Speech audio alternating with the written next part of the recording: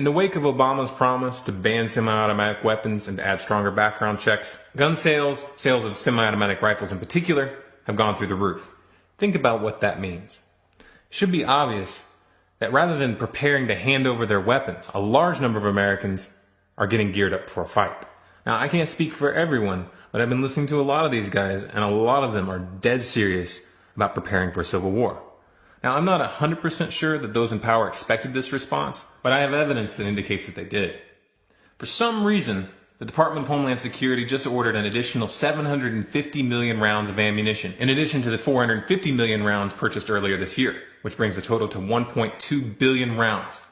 What stands out when you look at the actual purchase order is that there are massive quantities of hollow point bullets and buckshot. Hollow point bullets are designed to expand rapidly when they hit their target, ripping large chunks of flesh off as they exit the body.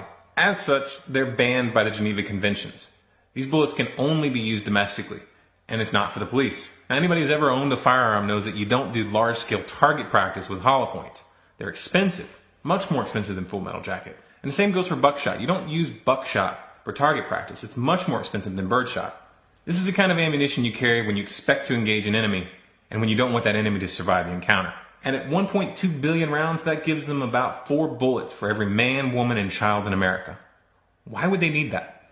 Taken by itself, this would appear to be just another element in the preparations for a domestic conflict that have been building up for some time now, along with the military-grade armored vehicles for local police, the militarization of the border, the beginnings of drone flights over U.S. territory, the military drills for domestic house-to-house operations, and the NDAA of 2013, which passed with provisions for military detainment of U.S. citizens intact.